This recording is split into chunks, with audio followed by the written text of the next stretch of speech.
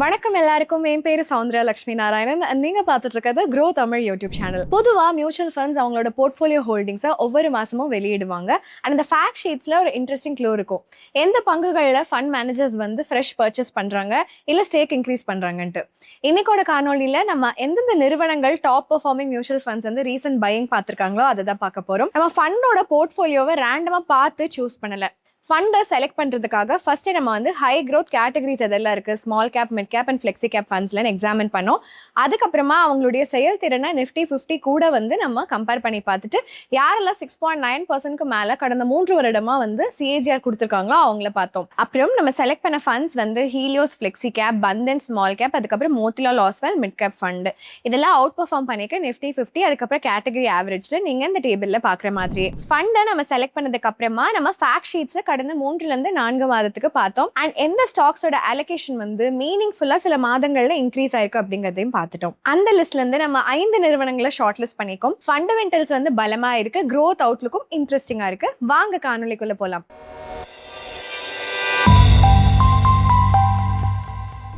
முதல் நிறுவனம் digital first பிளேயரா இருக்காங்க பியூட்டி அண்ட் பர்சனல் கேர் ஸ்பேஸ்ல. இப்போ வந்து ஆஃப்லைன் எக்ஸ்பான்ஷன் மூலமாக பில்ட் பண்ணுறாங்க. குயிக் காமர்ஸ் ஆக்விசிஷன்ஸ் எல்லாருமே பண்ணுறாங்க. நிறுவனத்தின் பெயர் ஹொனோசோ கன்சியூமர். ஜூன் 2026 ஃபேக்ட் ஷீட் படி ஹீலியோஸ் ஃப்ளெக்ஸி கேர் வந்து 1.02% இன்வெஸ்ட் பண்ணியிருக்காங்க அவங்களோட AUMல இருந்து ஹொனோசோ கன்சியூமரில். க்ரோத் அவுட்லுக் பார்க்கலாம். கம்பெனி வந்து double digit revenue CAGR next 5 இயர்ஸ்க்கு கைட் பண்ணியிருக்காங்க. விஷன் வந்து 5,500 crores ரெவன்யூ FY31ல. ஸோ சிஏஜிஆர் வந்து 18% இருக்கு நெக்ஸ்ட் 5 இயர்ஸ் பார்த்தோம்னா. ஸோ கைடன்ஸ் வந்து நம்ம மானிட்டர் பண்ணிட்டே இருக்கணும். அதே சமயத்தில் நிறுவனம் வந்து என்ன கைட் பண்ணியிருக்காங்கன்னா எபிட்டா மார்ஜின் 10% இருக்கு FY26, இது 15% FY31ல ஜாஸ்தி பண்ணணும்ட்டு. பட் 5 இயர் மார்ஜின் டார்கெட்ஸ் வந்து ஒரு கொஸ்டின் மார்க்காக தான் இருக்கு. ஸ்ட்ராங் நிறுவனங்கள் யூஸ்வலா கிளியர் கைடன்ஸ் கொடுப்பாங்க நியர் டர்ம் எக்ஸிகியூஷன் படி rather than long range targets. Business model என்னன்னா ஹவுஸ் ஆஃப் பிராண்ட் ஸ்ட்ராட்டஜி தான். அதாவது பிராண்டான Mamaearth, Dermaco, Aqualogica different beauty and personal care நீட்ஸை வந்து டார்கெட் பண்றாங்க. கம்பெனி ஒரிஜினலா D2C பிளேயரா இருந்தாங்க, அதாவது டைரக்ட் டு கன்சியூமர் பிளேயரா இருக்காங்க. பட் இப்போ அக்ரெசிவா வந்து அவங்க general trade, modern trade, quick commerce இது எல்லாத்துலயுமே எக்ஸ்பேண்ட் பண்ணிருக்காங்க. ஃபினான்ஷியல்ஸ் பார்த்தோம்னா சேல்ஸ் வந்து 2.5 டைம்ஸ் கடந்த 5 வருடத்துல அதிகமாயிருக்கு. கம்பெனி வந்து டர்ன் அரவுண்ட் பண்ணிக்காங்க நெட் லாஸ்ல இருந்து நெட் ப்ராஃபிட்டா. Reason behind the weak growth வந்து ப்ராஜெக்ட் நீவ் தான் அப்படின்னு நம்ம சொல்லலாம். இந்த ஆஃப்லைன் டிஸ்ட்ரிபியூஷன் ரீவேம் பண்ணப்ப எக்ஸஸா அன்சோல்டு இன்வென்ட்ரி இருந்தது பழைய சேனல்ல. அதனால கம்பெனி வந்து சேல்ஸ் ரிவர்சல் பண்ற மாதிரி ஆயிடுச்சு. இது ஒரு ஒன் டைம் கிளீனப் தான். FY25 revenue growth 7.66% and operating margin 3% decline ஆயிருக்கு. பட் கிளீனப் கம்ப்ளீட் ஆனதுக்கு அப்புறம் மார்ஜின்ஸ் வந்து 10% ஆயிருக்கு FY26ல. ரிஸ்க் என்ன அப்படின்னு பாத்தீங்கன்னா கம்பெனி வந்து தேர்ட் பார்ட்டி மேனுஃபேக்சரர்ஸ் மேல தான் ப்ரொடக்ஷனுக்கு டிபெண்டா இருக்காங்க. ஸோ சிங்கிள் சோர்ஸ்ல டிஸ்ரப்ஷன் இதில் டாகிராஃபிக்லி கான்சென்ட்ரேட்டட் தேர்ட் பார்ட்டி மேனுஃபேக்சர் இருந்தாங்கன்னா supply chain and revenue impact பண்ண வாய்ப்பு இருக்கு. ரெண்டாவது ரிஸ்க் என்னன்னா ஹை அட்வர்டைசிங் ஸ்பென்ஸ். கடந்த 3 வருடமா அட்வர்டைசிங் எக்ஸ்பென்ஸ் வந்து 35% ரெவன்யூவா இருக்கு. எக்கனாமிக் ஸ்லோ டவுன் இருந்தது, இல்ல புது ப்ராடக்ட்ஸ் வந்து ஸ்கேல் ஆகல அப்படின்னா மார்ஜின்ஸ் கண்டிப்பா ப்ரெஷர்ல இருக்கும். கீ டேக்அவே என்னன்னா ஃபண்ட் என்ட்ரி தான். மார்ஜின் ரிகவரி அப்புறம் 5,500 crores ரெவன்யூ விஷன் தான் ஹொனோசோவா இன்ட்ரெஸ்டிங்கா இருக்கு. But execution, ad spend, manufacturing dependency இதெல்லாம் நம்ம பார்த்துட்டே இருக்கணும். ரெண்டாவது கம்பெனி வெறும் ஜுவல்லரி ஷோரூம்ஸ் ஆப்ரேட் பண்றது இல்ல, பட் தயாரிப்பு செய்யறாங்க பேக் எண்ட்ல. இந்த பெரிய பிராண்ட்ஸான கேரட் லேன், கல்யாண் ஜுவல்லர்ஸ் இவங்க இருக்கலாம். And Sky Gold and Diamonds Limited பத்தி தான் நம்ம பேசிட்டு இருக்கோம். மே 2026 ஃபேக்ட் ஷீட் படி பந்தன் ஸ்மால் கேப் ஃபண்ட் வந்து 0.96% AUM வந்து இவங்க இன்வெஸ்ட் பண்ணிருக்காங்க. ஸோ இது வந்து இந்த நிறுவனத்துக்கு ஒரு நியூ என்ட்ரியா இருக்கு, எஸ்பெஷலா இந்த கம்பெனிக்குள்ள. இந்த நிறுவனத்துடைய வணிகத்தை நம்ம புரிஞ்சுக்கணும்னா ஸ்கை கோல்ட் வந்து பியூர் B2B ஜுவல்லரி தயாரிக்கும் நிறுவனம். அவங்க டிசைன் பண்றாங்க, அப்புறம் தயாரிப்பும் செய்யறாங்க light weight gold and diamond jewellery, மெயினா லார்ஜ் ரீட்டைல் ஜுவல்லரிக்காரர்களுக்கு பண்ணிட்டு இருக்காங்க. ஃபினான்ஷியல்ஸ் பார்த்தோம்னா சேல்ஸ் வந்து 8% வளர்ந்திருக்கு, நெட் ப்ராஃபிட் 16% வளர்ந்திருக்கு கடந்த 5 வருடமா. ப்ராஃபிட் க்ரோத் வந்து ஹையரா இருக்கு சேல்ஸ் க்ரோத்தை விட. ஏன்னா மார்ஜின்ஸ் வந்து எக்ஸ்பேண்ட் ஆயிருக்கு மோர் தென் 2 டைம்ஸ் கடந்த 5 வருடமா நம்ம பார்த்தோம்னா. பட் கேஷ் ஃப்ளோ பிக்சர் வந்து கொஞ்சம் வீக்காக தான் இருந்திருக்கு நிறுவனத்துக்கு. கடந்த 5 வருடமா நிறுவனம் வந்து அவங்களுடைய ப்ராஃபிட்ஸை வந்து கேஷாக கன்வெர்ட் பண்ண முடியல. அண்ட் ஆப்ரேட்டிங் கேஷ் ஃப்ளோஸ் வந்து கன்சிஸ்டன்டாக நெகட்டிவாக தான் இருந்திருக்கு. இந்த டேபிள் பார்த்தீங்கன்னா உங்களுக்கு கிளியராக தெரியும். சேல்ஸ் க்ரோத் கடந்த 3 வருடமா வந்து 75%, but inventory and trade receivables வந்து ஓவர் 100%. பிளஸ் ரிசீவபிள் ஓவர்டியூ வந்து 6 மந்த்ஸ்க்கு மேலே வந்து 4x அதிகமாக இருக்கு FY25ல. FY26ஓடது இன்னும் டிஸ்க்ளோஸ் பண்ணப்படல. அதனால தான் நம்ம இன்வென்ட்ரி அண்ட் ரிசீவபிள் சைக்கிளை நல்லா ட்ராக் பண்ணணும். மேனேஜ்மெண்ட் என்ன கைட் பண்ணிக்காங்கன்னு இப்போ பார்க்கலாம். FY27ல மேனேஜ்மெண்ட் வந்து 8,100 crore ரெவென்யூல டார்கெட் பண்றாங்க. லாங் டர்ம் விஷன் வந்து 18,000 crores-ல-இருந்து 19,000 crores ரெவென்யூல FY30ல அதிகமானும் தான். இந்த கைடன்ஸ் படி ரெவென்யூ CAGR FY26 to 30ல 30% இருக்கு.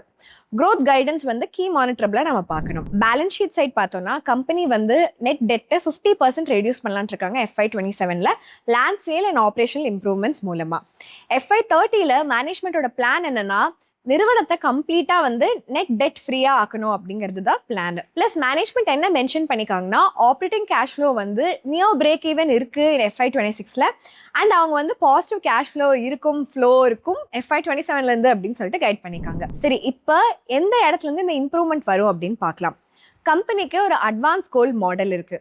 ஸோ கிளையன்ட்ஸ் வந்து கோல்டுக்கு அப்ஃப்ரண்ட்டாக ஒரு பணம் கொடுப்பாங்க அண்ட் ஸ்கை கோல்டு வந்து மேக்கிங் சார்ஜஸ் மட்டும்தான் அதுக்கு மேலே கொடுப்பாங்க. இது வந்து inventory risk and return on கேபிட்டலை இம்ப்ரூவ் பண்ணும் அப்படின்னு எதிர்பார்க்கலாம். FY26ல அட்வான்ஸ் கோல்டு பிசினஸோட மிக்ஸ் வந்து 11.5% இருக்கு. FY30ல கம்பெனி வந்து அவங்களுடைய ஷேரை இந்த பர்டிகுலர் செக்மெண்ட்ல 30% அதிகம் பண்ணணும் அப்படின்னு எதிர்பார்த்துட்டு இருக்காங்க.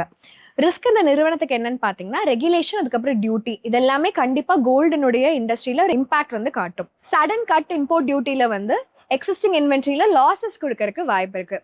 கோர் டேக்அவே என்னன்னா ஸ்கை கோல்டு வந்து ஃபண்ட் பையிங் 30% CAGR கைடன்ஸ் இருக்கு அண்ட் அட்வான்ஸ் கோல்டு மாடல் வந்து strong positive.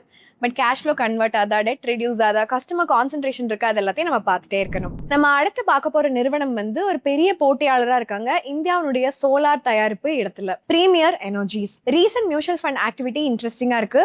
Motilal ஆஸ்வால் mid cap fund வந்து அவங்களோட ஹோல்டிங்கை இந்த கம்பெனியில் 1.10லேருந்து 2.10% ஜாஸ்தி பண்ணியிருக்காங்க.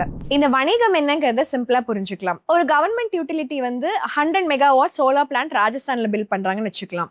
இந்த ப்ராஜெக்ட்க்கு ஹை எஃபிஷியன்சி சோலார் மாடியூல் தேவை, குவாலிட்டி சர்டிஃபிகேஷன் தேவை, டெலிவரி டைம்லைன்ஸ் தேவை. அந்த இடத்துல தான் பிரீமியர் எனர்ஜிஸ் வராங்க. இவங்க நிறைய விஷயங்கள் தயாரிப்பு செய்கிறாங்க. மெயினாக சோலார் செல், அதுக்கப்புறம் சோலார் மாடியூல், அதாவது ஃபினிஷ்டு சோலார் பேனல் அப்படின்னு நம்ம சொல்லலாம். இந்தியாவுடைய இன்ஸ்டால் சோலார் பேஸ் வந்து 162 ஜிகாவாட்ஸுங்க. ஜூன் 2026 படி 2030ல 280 ஜிகாவாட்ஸா மாறும் அப்படின்னு சொல்லிட்டு எதிர்பார்க்கலாம். பட் இந்த இடத்துல போட்டியாளர்களும் ரொம்பவே இன்டென்ஸா இருக்காங்க.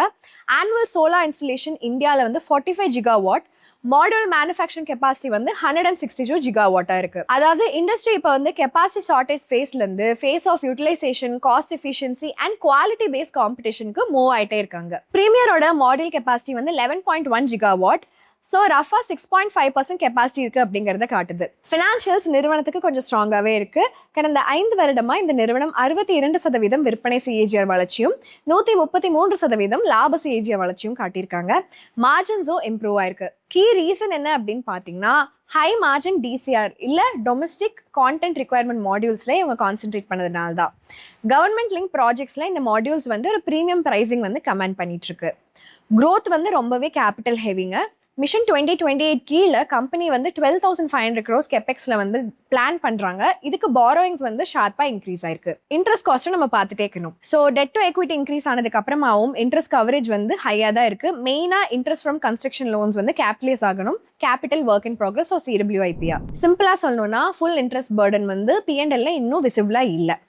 பட் நியூ லைன்ஸ் வந்து கமிஷன் ஆனதுக்கப்புறம் இன்ட்ரெஸ்ட் எக்ஸ்பென்ஸ் வந்து P&L வந்து ரிஃப்ளெக்ட் ஆக ஸ்டார்ட் ஆகும். ஃபார் எக்ஸாம்பிள் ஆனுவல் இன்ட்ரெஸ்ட் வந்து 2,225 crores, லோன் வந்து 9.5%, ரஃபா 211 crores இருக்கும். ஆல்மோஸ்ட் 15% ஆஃப் நெட் ப்ராஃபிட்டா இருக்க வாய்ப்பு இருக்கு. கேஷ் ஃப்ளோ சைடும் ப்ரெஷர்ல தான் இருக்கு.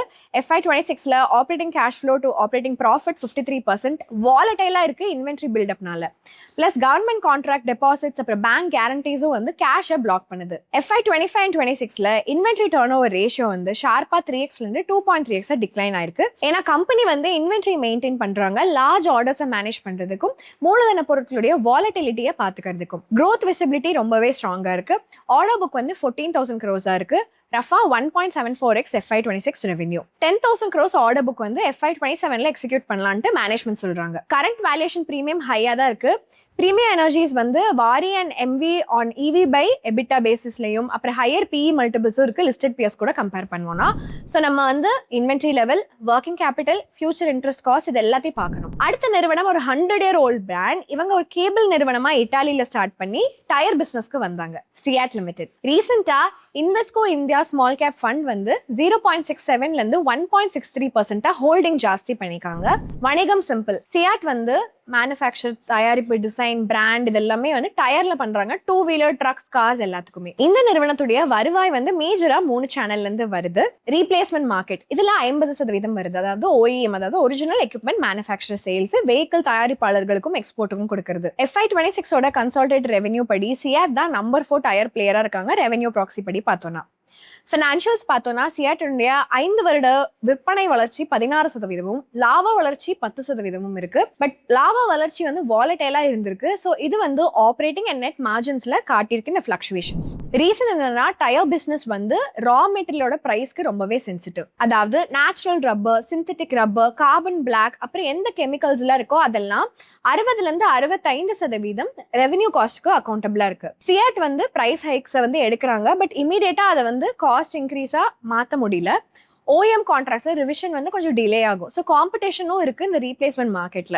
எக்ஸப்ஷனல் ஐட்டம்ஸ் வந்து அக்கர் ஆயிட்டே இருக்கு. பட் பிகர் வாட்ச் பாயிண்ட் என்னன்னா depreciation and interest cost rice ஆகுது. ஏன்னா கம்பெனி அக்ரெசிவா வந்து கெபெக்ஸ் வந்து அண்டர்டேக் பண்றதுனால. டெட் டு எக்விட்டி 0.65x இருக்கு அண்ட் இன்ட்ரெஸ்ட் கவரேஜ் 3.67x இருக்கு. ஸோ ஏர்னிங்ஸ் வாலட்டிலிட்டியை இது வந்து பாதிச்சிருக்கு. கேஷ் ஃப்ளோ சைட்ல பார்த்தோம்னா கேஷ் ஃப்ளோ ஃப்ரம் ஆப்ரேஷன்ஸ் வந்து கன்சிஸ்டன்டா ஹையர் தென் நெட் ப்ராஃபிட்டா இருந்திருக்கு. மெயினா ஏன்னு பாத்தீங்கன்னா டிப்ரிசியேஷன் வந்து ஒரு நான் கேஷ் எக்ஸ்பென்ஸா நம்ம எடுக்கிறதுனால தான். நியர் டேர்ம்ல சியாட் வந்து ஒரு high single digit volume growth அவங்களோட 2 wheeler and truck, bus replacement செக்மெண்ட்ஸ்ல பாக்குறாங்க. அண்ட் 3ல இருந்து 5% வளர்ச்சி பேசஞ்சர் கார் ரேடியல்ஸ்ல பாக்குறாங்க. பட் மார்ஜின் ரிஸ்க் கிளியரா இருக்கு. இன்புட் காஸ்ட் வந்து 15 to 20% இன்க்ரீஸ் ஆக வாய்ப்பு இருக்கு. சியாட் வந்து 5% பிரைஸ் ஹைக் எடுத்திருக்காங்க. பட் 10% ஹைக் வந்து ஃபுல் காஸ்ட் பாஸ் த்ரூ பண்ணணும்னா எடுக்கணும். அண்டர் ரெக்கவரி எபிட்டா மார்ஜின்ஸை பிலோ 13% கொண்டு வர வாய்ப்பு இருக்கு. வேல்யூவேஷன்ஸும் பாத்தீங்கன்னா சீப் கிடையாது. சியாட் வந்து 22x PE ட்ரேட் பண்றாங்க. And premium to Apollo and JK டயர்ல தான் ட்ரேட் ஆயிட்டு இருக்காங்க. So boat margins and valuations வந்து கீயா நம்ம பார்த்துட்டு இருக்கணும். 5ஆவதா பார்க்க போற நிறுவனம் இந்தியாவுடைய well known domestic branded formulation நிறுவனம். நம்பர் 1 பொசிஷன் பிரிஸ்கிரிப்ஷன்ஸ்ல இருக்காங்க கடந்த 9 வருடமா. Mankind pharma limited. நிப்பான் இந்தியா மிட் கேப் ஃபண்ட் அவங்களுடைய ஹோல்டிங்ஸ் லெஸ் தென் 1%ல இருந்து 1.70% மே 2026 ஜாஸ்தி பண்ணிருக்காங்க. வணிகம் சிம்பிள். மேன்கைண்ட் ஃபார்மா டெவலப் பண்ணுவாங்க, தயாரிப்பு, மார்க்கெட் பண்ணுவாங்க, டிஸ்ட்ரிபியூட் பண்ணுவாங்க மெடிசன்ஸ் அண்ட் ஹெல்த் கேர் ப்ராடக்ட்களை டாக்டர்ஸ் மூலமா, ஸ்டாக்கிஸ்ட் மூலமா, ஃபார்மசி மூலமா, ஹாஸ்பிட்டல் மூலமா, எக்ஸ்போர்ட் பார்ட்னர்ஸ் மூலமா பண்ணிட்டு இருக்காங்க. இந்தியால மட்டும் டொமஸ்டிக் ஃபார்மாவுடைய விற்பனை வந்து 2.5 lakh crores இருக்கு FY26ல. ஸோ இது மார்க்கெட் ஷேர் ரஃபா 5% இருக்கு பேஸ்ட் ஆன் ரெவென்யூ பார்த்தோம்னா. கம்பெனி நம்பர் 2 பொசிஷன் இருக்காங்க வால்யூம் பேசிஸ்ல and number 1 position prescriptions for the last 9 years வச்சிருக்காங்க. ஃபினான்ஷியல்ஸ் பார்த்தோம்னா கம்பெனியுடைய 5 வருட விற்பனை வளர்ச்சி 18%, லாப வளர்ச்சி 11% இருக்கு. மார்ஜின்ஸ் வந்து ப்ராடா 25%ல ஸ்டேபிளா இருக்கு. பட் ப்ராஃபிட் growth வந்து அவ்வளோ ஸ்ட்ராங்கா இல்ல. ரீசன் என்னன்னா ப்ராஃபிட் குவாலிட்டியில இருக்கிற ஒரு இம்பார்ட்டன்ட் ஷிஃப்ட் தான். சரி, இதை சிம்பிளா நம்ம புரிஞ்சுக்கலாம். மேன்கைண்டோட அதர் இன்கம் கான்ட்ரிபியூஷன் வந்து கொஞ்சம் ஹையாவே இருந்திருக்கு. மெயினா இன்வெஸ்ட்மெண்ட்ஸ் அண்ட் இன்ட்ரெஸ்ட் இன்கம்னால தான். அதாவது ரிப்போர்ட்டட் ப்ராஃபிட் வந்து மீனிங்ஃபுல்லா வந்து கோர் ஆபரேஷன்ஸ் மட்டும் சப்போர்ட் பண்ணல, பட் நான் ஆப்ரேட்டிங் இன்கமும் சப்போர்ட் பண்ணிருக்கு. ஒரு அக்விசிஷனுக்கு கம்பெனி வந்து surplus cash and also debt எடுத்திருக்காங்க. ஸோ அதர் இன்கம் வந்து ரெடியூஸ் ஆகலாம் போக போக. வெயிட் ஆஃப் இன்ட்ரெஸ்ட் காஸ்ட்டும் இன்க்ரீஸ் ஆயிருக்கு. பாரத் சீரம்ஸ் அண்ட் வேக்சின்ஸோட அக்விசிஷன் வந்து வர்த் 13,768 crores இருந்தது. ஸோ பேலன்ஸ் ஷீட் ஸ்ட்ரக்சரே மாத்திருக்கு. இந்த இடத்துல டெட் டு எக்விட்டி வந்து 0.02x FY24ல இருந்து 0.59x FY25லும் 0.39x FY26லையும் ஜாஸ்தி ஆயிருக்கு. இன்ட்ரெஸ்ட் கவரேஜ் வந்து 71.66ல இருந்து 4.65x டிக்ளைன் ஆயிருக்கு. கம்பெனி டெட் ரிடக்ஷன்ல வந்து ஃபோக்கஸ் பண்றாங்க. 3,000 crores QIP, அதாவது குவாலிஃபைட் இன்ஸ்டிடியூஷனல் பிளேஸ்மெண்ட், நான் core asset monetisation and cash flow மூலமா மேனேஜ்மெண்ட் வந்து அக்விசிஷனை கிளியர் பண்ணலாம். அந்த டெட்டை FY28ல பிளான் பண்றாங்க. But higher depreciation run rate வந்து நியூ நார்மலா இருக்கு. FY27ல இருந்து டாக்ஸ் ரேட் வந்து 25 to 26% நார்மலைஸ் ஆகும். ஒன்லி 17% இதுல வந்து நெட் ப்ராஃபிட்ல பிரஷர் போட வாய்ப்பு இருக்கு. growth அவுட்லுக் பலமா இருக்கு. FY27ல மேனேஜ்மெண்ட் வந்து double digit revenue growth expect பண்றாங்க. Bharat serum and vaccine portfolio வந்து 18 to 20% ஆனுவல் growth டெலிவர் பண்ண வாய்ப்பு இருக்கு. பட் கீ பாயிண்ட் நம்ம என்ன பார்க்கணும்னா Q4 FY26ல மேன்கைனோட டொமஸ்டிக் செகண்டரி சேல்ஸ் வந்து 8.7% வளர்ந்தது. India market 10.7%. ஸோ இது வந்து அண்டர் பெர்ஃபார்ம் பண்ணிக்கன்னு காட்டுது. டொமஸ்டிக் ஹெல்த் கேர் ரெவென்யூ வந்து 79% இந்த நிறுவனத்துடைய மிக்ஸ்ல இருக்கிறதுனால நம்ம வாட்ச் பண்ணணும். தெரப்பி மிக்ஸும் வந்து ஒரு ரிஸ்க் தான். மேன்கைன் மீனிங்ஃபுல்லா அக்யூட் கேட்டகரிஸான சீசனல் அண்ட் வாலடைல் விஷயங்களையும் இருக்காங்க. Q4 FY26ல ஆன்டி இன்ஃபெக்டிவ்ஸ் இதுல 12% சேல்ஸ் மிக்ஸ் இருந்தது. இது வந்து ரெஸ்பிரேட்டரி growth வந்து வீக்கர் ஆச்சு இதுல. சரிங்களா, இந்த செக்மெண்ட்ல. வேல்யூவேஷனும் இப்போ இந்த நிறுவனத்தோடது ப்ரீமியமா இருக்கு. மேன்கைண்ட் வந்து 54x PE ட்ரேட் ஆயிட்டு இருக்காங்க. ஸோ மோஸ்ட் டைவர்சிஃபைட் ஃபார்மா பியர்ஸை விட இது வந்து ஜாஸ்தியா இருக்கு. செக்மெண்ட் வந்து பெர்ஃபார்மன்ஸ் கொடுக்குது, ரைசிங் டிப்ரிசியேஷன் இருக்கு, டாக்ஸ் ரேட் நார்மலைஸ் ஆகுது, இதெல்லாம் கீயா நம்ம பார்த்துட்டே இருக்கிறோம். ஏன்னா மூணுமே நெட் ப்ராஃபிட்ல ப்ரெஷர் போட வாய்ப்பு இருக்கு. மார்க்கெட் வந்து சிக்னிஃபிகண்ட் ஆப்டிமிசம்ல பிரைஸ் பண்ணிருக்கு. ஸோ இதுதாங்க அந்த 5 நிறுவனங்கள் மியூச்சுவல் ஃபண்ட்ஸ் ரீசெண்டாக வந்து பயம் காட்டியிருக்காங்க. பட் இதை மட்டும் பார்த்து ரைட் அப்ரோச்சா நம்ம வாங்கக்கூடாது. ஆனால் நம்ம ஒரு நிறுவனத்தையும் அனலைஸ் பண்ணணும். பிஸ்னஸ் மாடல் என்ன, ஃபினான்ஸ் என்ன, க்ரோத் அவுட்லுக் என்ன, ரிஸ்க் என்ன, நம்ம இலக்கு என்ன, அதுக்கு பொருத்தமான நிறுவனமா இது இருக்கணுமா, அது எல்லாத்தையும் பார்த்துட்டு தான் நம்ம முதலீடு செய்யணும். நம்ம பேசின 5 நிறுவனங்கள்ல நீங்க எந்த நிறுவனத்துல முதலீடு செஞ்சிருக்கீங்கன்னு கமெண்ட் செக்ஷன்ல சொல்லிருங்க. நான் எப்பவுமே சொல்ற மாதிரி தான், நம்ம பேசுற எல்லா விஷயமே வந்து உங்களுடைய எஜுகேஷனல் பர்பஸ்க்காக மட்டும்தான். இது பை ஆர் செல் ரெக்கமெண்டேஷன் கிடையவே கிடையாது. உங்களோட ஓன் ஆய்வுகளை பண்ணி உங்களோட முதலீடு இலக்குகள் என்னங்கிறத தெரிஞ்சுக்கிட்டு அதுக்கப்புறம் முதலீடு முடிவுகளை நீங்களே தான் எடுத்துக்கணும். இன்னொரு அருமையான காணொளியில நம்ம எல்லாரும் சந்திக்கலாம். அது வரைக்கும் நன்றி, வணக்கம்.